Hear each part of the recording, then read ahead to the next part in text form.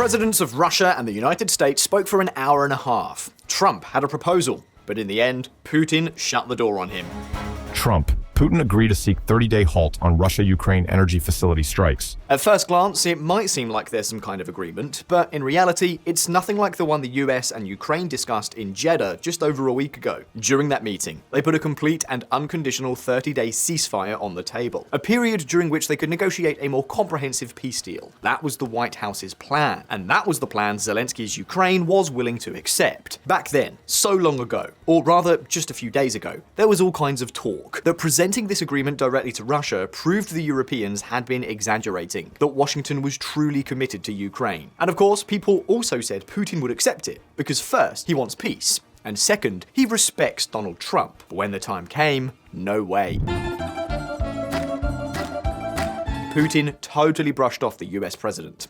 And let's be real, if there's one thing Russians are known for, it's being tough negotiators. The Kremlin knows that Trump's political capital depends on getting a peace deal in Ukraine, or at least pausing the fighting so he can take credit for it. That's exactly why the Russians have been demanding all kinds of conditions just to sit down at the table. And honestly, it's worked out perfectly for them. Even before negotiations began, Washington had already made major concessions, way more than anyone would have expected at such an early stage. So let's recap the key concessions that have already been made.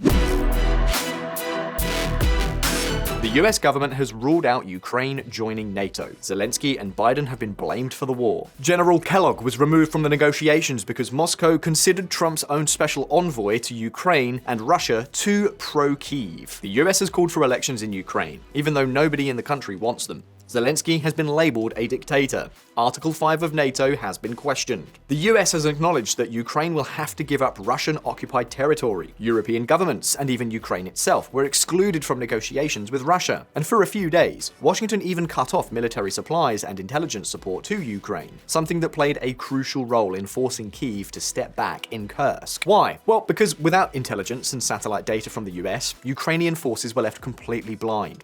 And on top of that, the uncertainty about missile and 155mm artillery supplies forced Ukraine's army to ration its already limited ammunition. But VisualPolitik community, we're not done with the gifts to Moscow just yet. The Trump administration has voted against condemning Russia at the UN for the invasion. It has announced it will leave the international group investigating Russian war crimes in Ukraine. And they've even hinted at reducing the number of US troops stationed in Europe. And all of this, just to get the Russians to sit down and talk.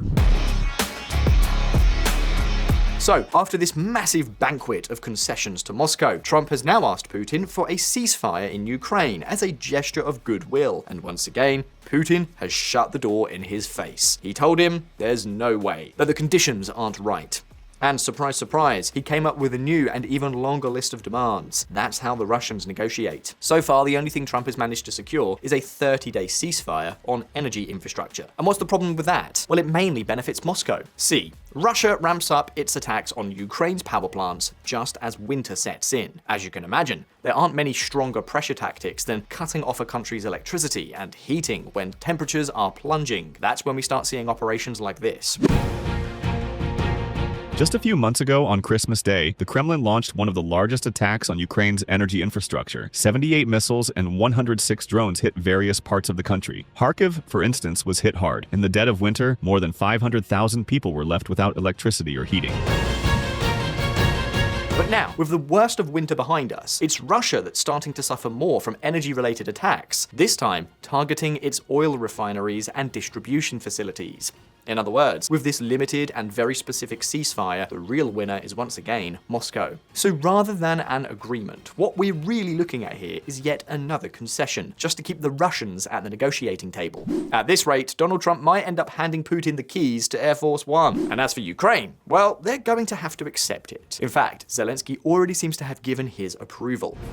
Ukraine open to energy infrastructure ceasefire, Zelensky says. They don't really have much of a choice. Trump has already cut off their military aid once, and chances are he wouldn't hesitate to do it again. In other words, this looks like yet another win for Moscow. Now, the White House insists that this is just the first step, that soon they'll negotiate a ceasefire in the Black Sea, that further steps will be taken toward a general ceasefire, and that eventually this will lead to peace. The problem, many fear that this process isn't really a negotiation, but rather a slow and steady surrender to Moscow's demands. So where exactly do we stand? What does this partial ceasefire really mean? What conditions is Putin laying out for peace? And is Trump playing for or against Ukraine? Well, VisualPolitik community, we're about to dive into all of that right now. An eye for an eye, a tooth for a tooth. It's no secret. The war, sparked by Russia's invasion of Ukraine, has been so intense that many towns and even major cities have been completely destroyed. And that's because, my friends, artillery strikes and bombings have been relentless. However, while Russia stuck to its historical strategy of leveling everything in its path, there was something Moscow didn't account for: the massive and ever-growing reach of Ukrainian drones. And that has led to headlines like this. Russia, Ukraine strike each other's energy infrastructure. In recent months, the Ukrainian military has launched an aggressive campaign targeting Russia where it hurts the most: its lucrative energy infrastructure. More than a third of the Kremlin's entire budget for 2025 comes directly from the country's oil and gas industry. In other words, this is Russia's financial lifeline, the backbone that keeps its war effort running. And that is exactly where Ukraine has been focusing its attacks in recent months.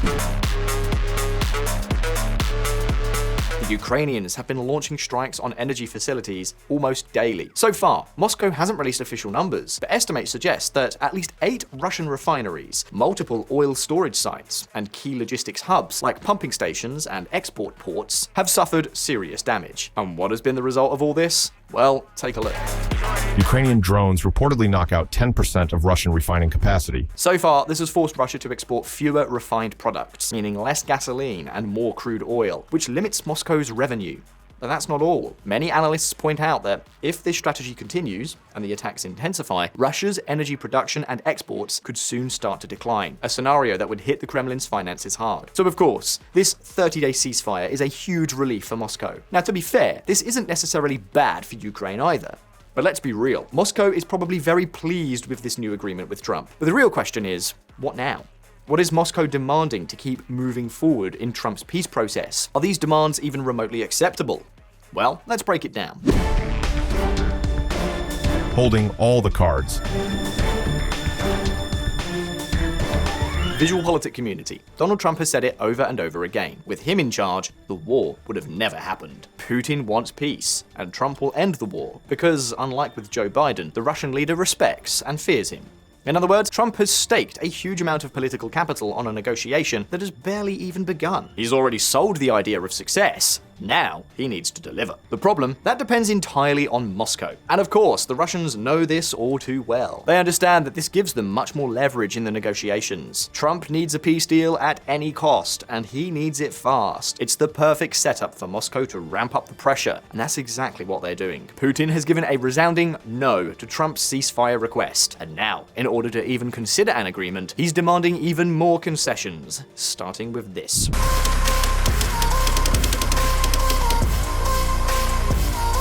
Putin has made it crystal clear in his conversation with Trump: if there's going to be a peace deal, Ukraine must stop receiving aid. And we're not just talking about military supplies. We're talking about funding for Ukraine's own arms industry, intelligence sharing, everything. And here's the kicker: Moscow isn't just referring to US aid. They want all allied countries to cut off their support. Of course, this would leave Ukraine completely defenseless. It would effectively wipe out any kind of security guarantee, which, at the end of the day, is the only thing Zelensky is asking for. And he's asking for it because he knows perfectly well that without deterrence, Ukraine has no future. Any agreement under those conditions would be nothing more than a short-term fix, a band-aid that guarantees long-term disaster. We've talked about this in several videos here on VisualPolitik, but it gets even worse. This isn't just a general demand. Russia is putting this condition on the table just to move forward with the next step of the talks, like negotiating a ceasefire in the Black Sea, something that is completely unacceptable. Why? Because it would give Russia an overwhelming military advantage before even reaching the third phase, the general ceasefire. And Kyiv knows this. Europe knows it too, which is why for weeks now, European leaders have been making it clear that no matter what weapons, they will ramp up military aid to Ukraine as part of the new massive rearmament policy.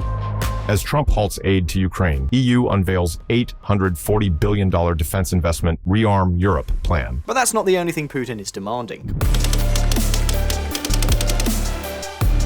The Russian leader isn't just insisting on stopping military aid to Ukraine, he's also demanding that the Ukrainian government itself dismantle a significant part of its military capabilities. Specifically, he wants Ukraine to shut down its growing production of ammunition and military equipment. Right now, Ukraine produces 50% of the weapons and ammunition it consumes on the battlefield. In fact, a key part of Europe's strategy in recent months has been financing the expansion of this capability. Thanks to these efforts, Ukraine isn't just manufacturing most of the weapons and ammo it needs, it's also becoming a global leader in drone production. Some estimates suggest Ukraine could soon be producing up to 4 million military drones per year, the highest output in the world. And that's exactly what Putin wants to put an end to. But that's not all. If the Kremlin is demanding an end to Western arms deliveries, it's also insisting that European companies stop collaborating with Ukrainian weapons manufacturers. Of course, this is completely unacceptable. And Moscow knows it, but they're probably betting that if they push Trump hard enough, he'll cave on other key issues in exchange. Like I said before, Russians are tough negotiators. Not only are they maximalists, but they're often reckless, willing to take on risks that others wouldn't dare. It's kind of like a diplomatic version of the infamous Crazy Ivan maneuver. Back in the Soviet times, Soviet submarines had a tactic known as Crazy Ivan, a high-risk maneuver where a submerged submarine would make sudden, sharp course changes, sometimes turning 90 or even 180 degrees. The goal? Get rid of American submarines tracking them. By making these unpredictable turns, the Soviets hoped to lose their pursuers in the sonar blind spot behind their own propellers. The problem is that it massively increased the risk of underwater collisions between nuclear submarines. And in fact, accidents did happen. It was a dangerous strategy, but the Russians were willing to take that risk if it meant outmaneuvering their enemies. Well, now you know it. The Crazy Ivan. Putin is playing his own version at the negotiating table, and in that same spirit, he's hit Trump with yet another demand. You don't have the cards. You're buried there. Your people are dying. I can tell you You're again. running low on soldiers. Please, you're running Mr. low on President. soldiers. These words were no coincidence. Ukraine is facing a much more severe shortage of new soldiers than Russia. In recent months, some sources have even suggested that the shortage of fresh troops is so extreme, given the vast front line, that the Ukrainian military may be redeploying air defense personnel to combat roles. These people knew how air defense works. Some had been trained in the West and had real skills. Now they are sent to the front to fight, for which they have no training. The need is so urgent that Ukraine is now considering expanding its recruitment plans to include young men between the ages of 18 and 24, who had previously been exempt. Of course, the Kremlin isn't too happy about this. So now, they're also demanding that Ukraine suspend all of its recruitment programs. What a surprise, right? I'm sure they're doing it for peace. VisualPolitik community, these demands are completely unacceptable, and the Ukrainian government has made that absolutely clear.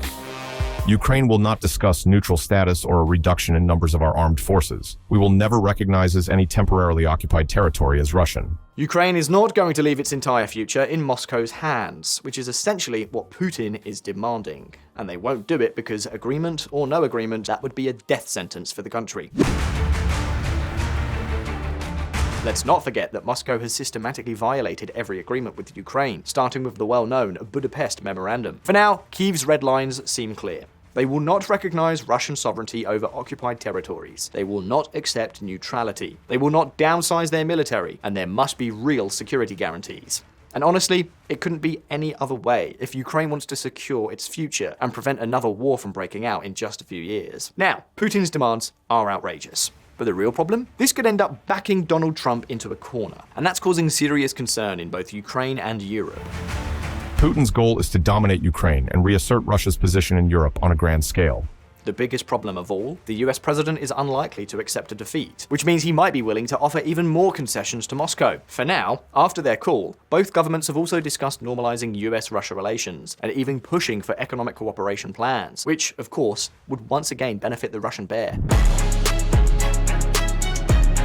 And let's be clear, I don't know if Trump is playing 5-dimensional or even 10-dimensional chess, but promising what you don't have and what you need someone else to give you is usually a mistake. To top it off, the only thing the US president has achieved so far is something that mainly benefits Moscow. The Russians are positioning themselves to take control of these negotiations. So the real question is, what else will Donald Trump be willing to concede in exchange for Putin finally agreeing to stop the war? That, my friends, is the question. The big question that is deeply worrying both Ukraine and the rest of Europe. Here at VisualPolitik, VisualPolitik will be keeping a close eye on everything that happens so we can bring you all the details. But for now, one thing is clear: negotiating with Putin is not going to be as easy as Trump claimed. In fact, personally, I think this will likely end with a ceasefire and a Korean-style Cold War scenario.